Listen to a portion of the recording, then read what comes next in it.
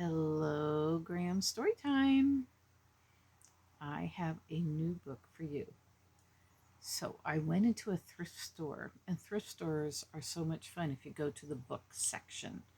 And I went and looked at the children's books, and I found some stories I had never heard before. So I chose a few, and the cool thing about going to a thrift store for books is they don't cost very much. And so this one is called Tooth Fairy's First Night. So it's a story about a tooth fairy. Every once in a while I find one. There's some pretty good stories about tooth fairies. And so, see that? That's such a fun picture. Is it an old tooth fairy or is it a young tooth fairy? And the colors are so pretty on this book. I think they're kind of purplish because the tooth fairy goes out at nighttime, so it's kind of a nighttime color.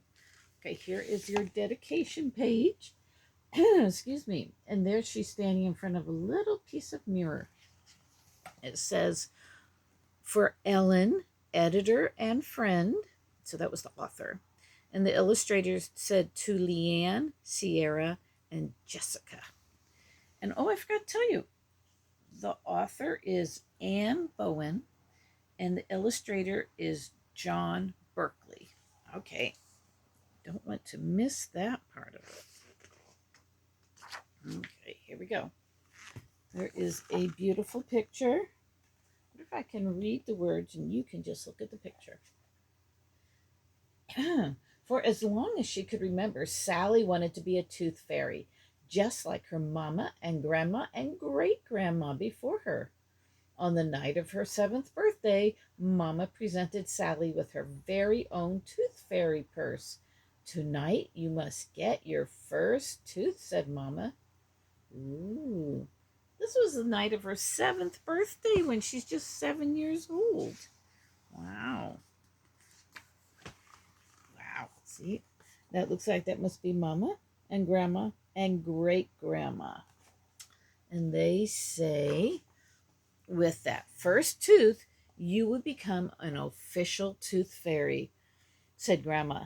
We know you will follow in the tradition of all great tooth fairies, great-grandma told her. Oh boy.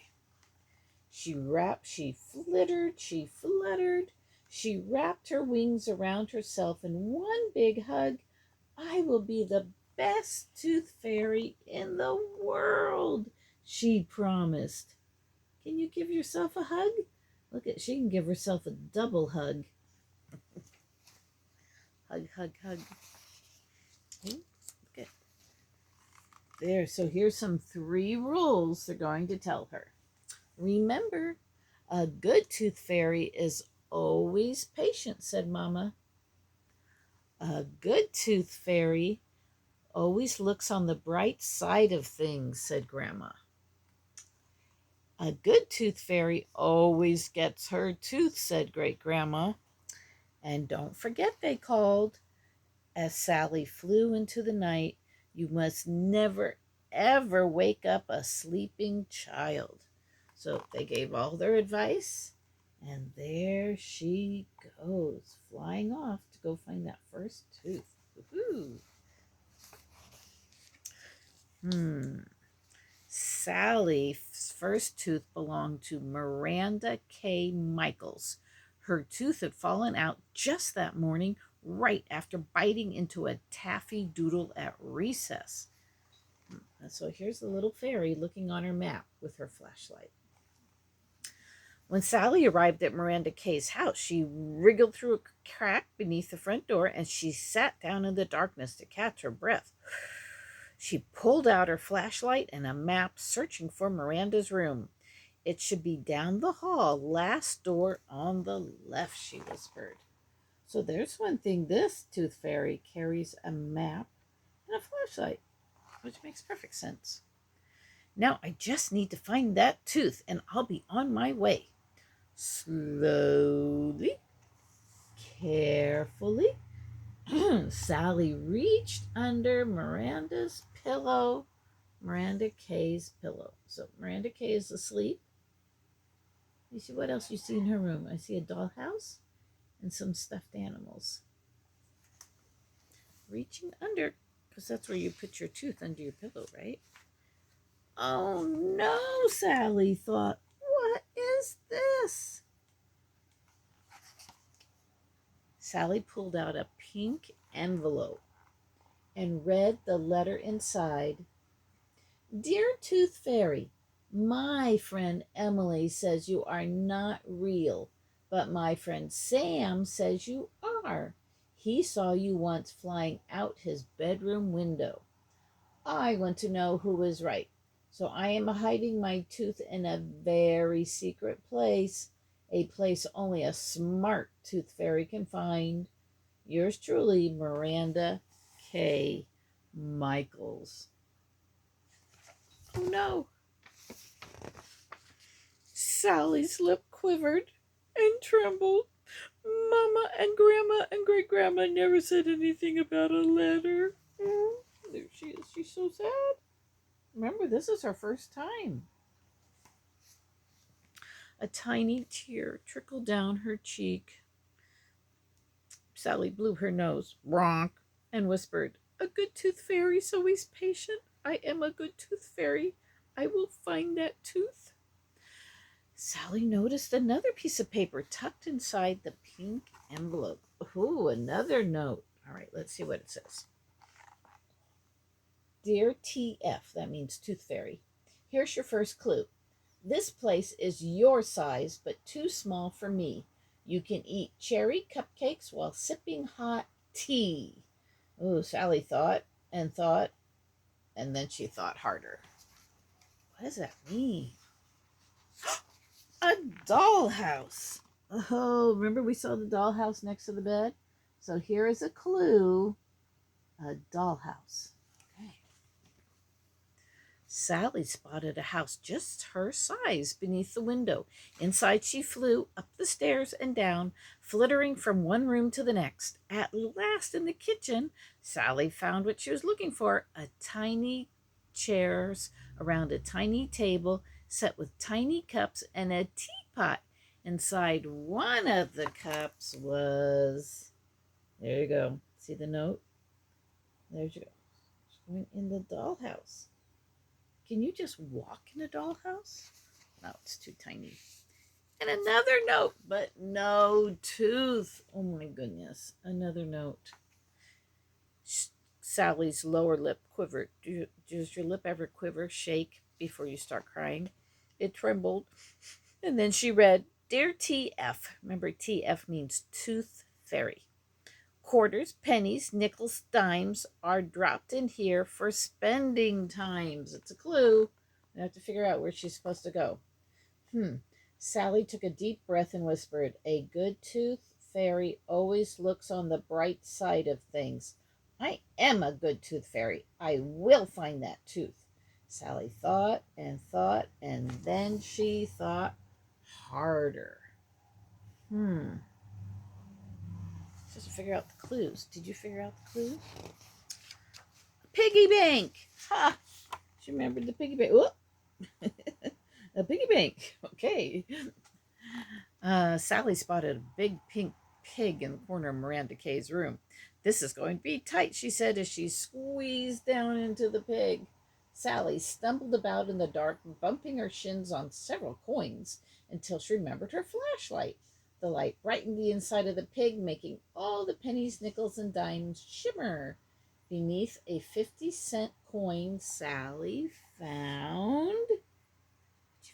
What'd you find? She found another note, but no tooth. Does she look happy for finding a note? Well, it's not a happy face, is it? This time Sally's lower lip didn't quiver. It didn't tremble, not even once. A good tooth fairy always gets her tooth, she whispered, and I'm not leaving until I get mine. And she read the note. Dear TF, inside her pouch, all soft and furry, you'll find my tooth, so you must hurry. Sally thought, and And then she thought harder.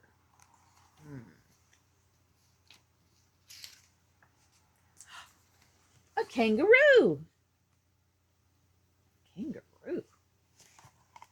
See what we've got. Sally looked around the room, and there on Miranda's Kay's bed were stuffed animals everywhere. Right in the middle of all those animals was Miranda Kay, sound asleep. A good tooth fairy never ever wakes a sleeping child, Sally reminded herself. Sally flew from one animal to another, a black bear, 3 tiny mice, a brown rabbit, but there was no kangaroo.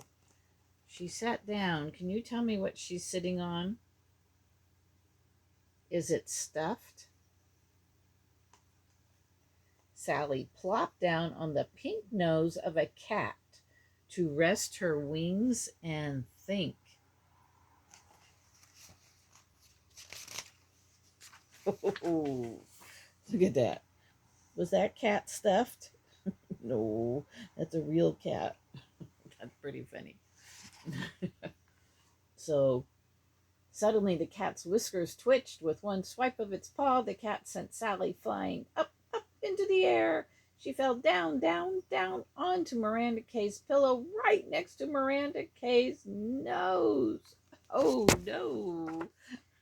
Look at this. Sally held her breath. Please don't wake up. Snore, sniffle, snuffle, snore. It's Miranda Kay. Don't wake up. Please, please.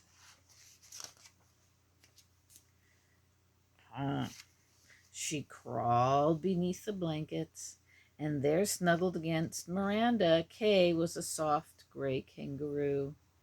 Slowly, carefully, Sally reached inside the tiny pouch of the kangaroo. Remember, kangaroo has a pouch right about where their stomach is, and that's where the baby kangaroo is. And there it was, Miranda Kay's tooth. There, see the big kangaroo there? There's the tooth in the pouch. She fluttered. A good tooth fairy always gets her tooth. Now I am really a good tooth fairy. Huh. Oh, looks like she's missing a tooth too. Huh. Sally placed something special beneath Miranda Kay's pillow, and then she flew into the night with her first tooth tucked inside of her purse. Look at that. There's another page. Early the next morning, when Miranda Kay woke up, she reached under her pillow and found a note.